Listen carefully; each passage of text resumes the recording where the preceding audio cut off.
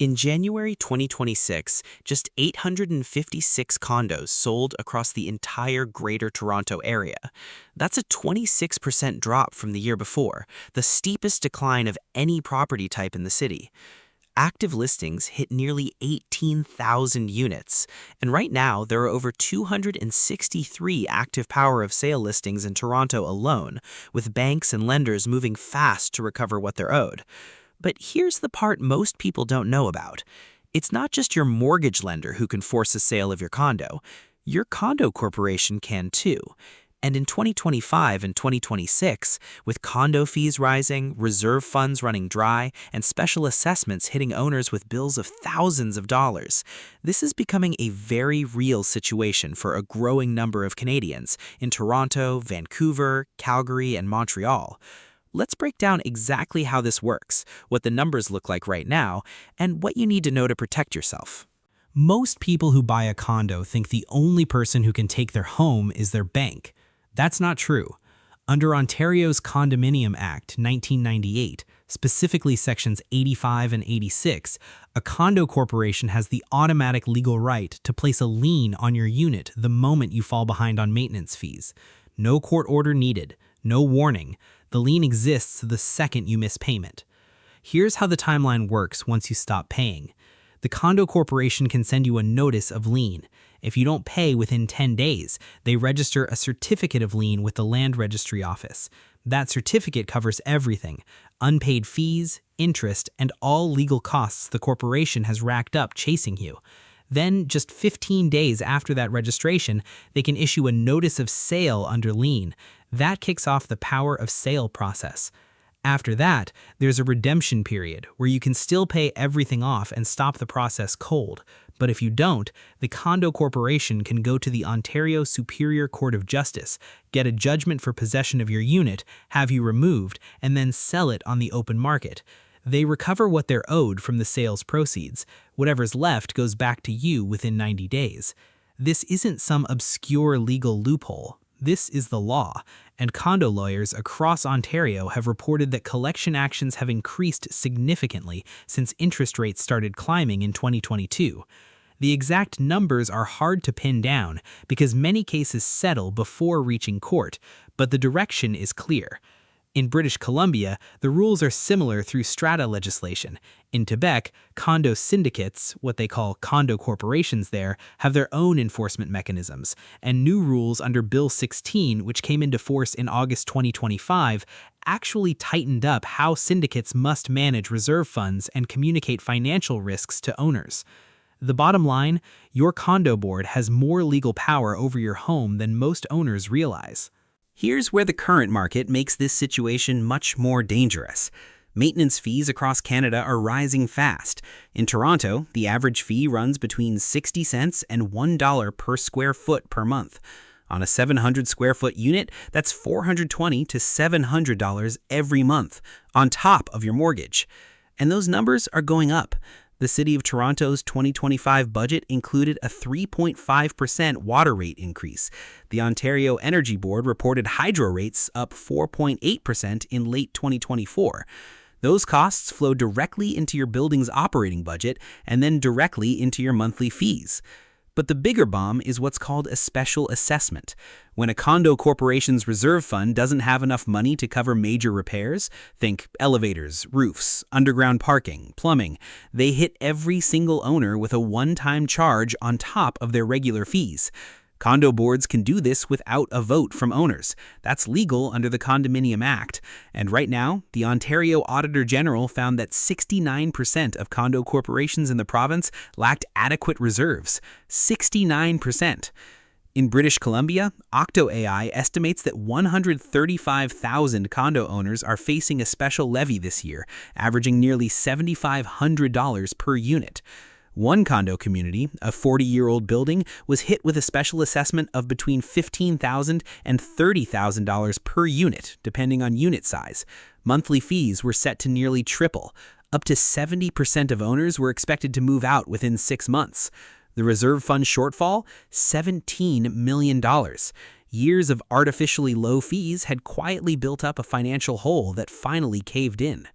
In Hamilton, another building issued a $6,000 special assessment per unit in late 2022 after an engineering review revealed major underfunding. Owners looked for legal recourse and found almost none.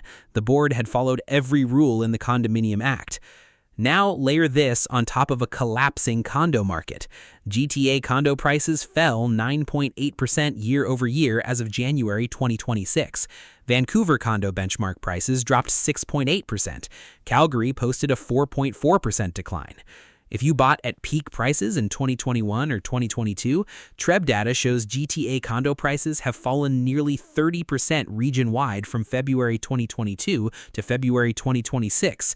You might owe more on your mortgage than your unit is worth, and now your condo board is adding a $10,000 special assessment on top of that.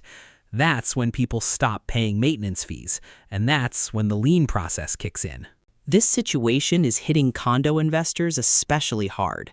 A CIBC and Urbanation report found that 77% of Toronto investors with new condo mortgages were losing money on a cash flow basis, averaging negative $597 per month. That was the situation before the market dropped. It hasn't gotten better. New condo sales in the Greater Toronto and Hamilton area in the first quarter of 2026 came in at just 246 units, a 52% drop compared to the same period a year ago. It was the first time in at least 30 years that there were 0 new condo product launches in a single quarter. Pre-construction sales for all of 2025 hit just 1,599 units, the lowest number since 1991. Right now, there are roughly 4,295 new condos that have been completed and are sitting unsold in the GTA. Another 8,629 are under construction. Based on the current sales pace, that works out to 92 months of completed new condo supply on the market. Investors who bought pre-construction are closing on units they can't sell at their purchase price and can't rent for enough to cover their costs. Many are trying to assign the units, selling before they even take possession. Assignment sales surged, often at or below the original purchase price. In Vancouver, RE/MAX Canada flagged that unique factors are making the condo market even more complicated. British Columbia's new housing legislation now allows small-scale multi-unit housing on single-family lots, multiplexes, laneway homes, coach homes. That's pulling potential condo demand toward a new housing type, and developers are pausing or outright canceling condo projects and switching to purpose-built rentals instead. The CMHC noted in their spring 2026 housing supply report that Vancouver and Toronto both have more completed unsold condominiums than the market can currently absorb.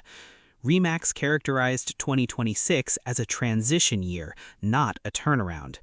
Their president, Don Kotick, said that affordability and cost of living pressures weighed heavily on buyers nationwide, even though the Bank of Canada cut rates 9 times between June 2024 and October 2025, dropping the overnight rate from 5.00% to 2.25%.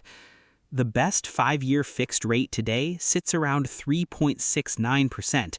The best variable is around 3.35%. Rates are down, but buyer confidence is not back yet. So what do you do if you're a condo owner in this market and you're worried? First, know where you stand financially right now. Pull your condo corporation's status certificate. It costs $100 to $150 and it tells you the reserve fund balance, any pending special assessments, ongoing legal proceedings, and insurance details. This single document will tell you whether you're sitting in a financially healthy building or one that's heading for trouble. If you're already behind on maintenance fees, talk to the condo corporation before anything escalates. Many corporations will work out a payment plan.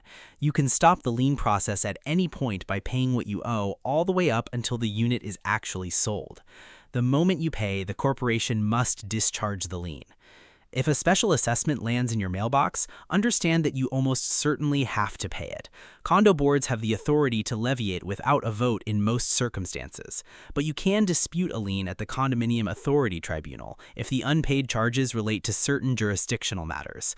Get a lawyer's opinion before you decide to fight it. For buyers right now, especially in Toronto, do not waive the status certificate review. A building with a $2 million special assessment pending will cost you far more than a slightly higher purchase price somewhere else. In older Toronto buildings built before 2000 with heat and hydro included in the fees, costs are already running 90 cents to $1.50 per square foot per month. That is the risk zone.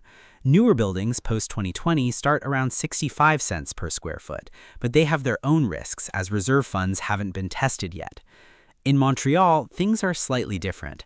Quebec's Bill 16, which came into full effect in August 2025, now requires all condo syndicates to maintain a professional maintenance logbook and conduct reserve fund studies. For buyers in Montreal, the requirement that sellers provide a co-ownership certificate detailing the building's finances and planned work is now mandatory. That's a protective layer that Ontario owners wish they had more of. Here's where things stand as of April 2026. The national average home price is essentially flat year over year at $663,828. But underneath that headline number, condos in Toronto, Vancouver, and Calgary are all down in the range of 4% to 10%, depending on the city and month. CMHC has projected that national housing starts will decline through 2026 into 2028 as developers deal with high costs, softer demand, and elevated inventory. The pipeline for new supply is slowing down just as population pressures are expected to return. The condo market in Canada has never had this combination of factors working against it at the same time: declining prices, rising maintenance fees, underfunded reserve funds, special assessment surges, and a legal framework that gives condo boards real power to force your hand if you fall behind. If you own a condo, this is the year to understand every line of your status certificate. If you're buying, this is the year to go in with your eyes fully open, because that monthly maintenance fee isn't just a utility bill. In 2026, for a growing number of Canadians, it's the difference between keeping your home and losing it. Everyone's watching what happens next.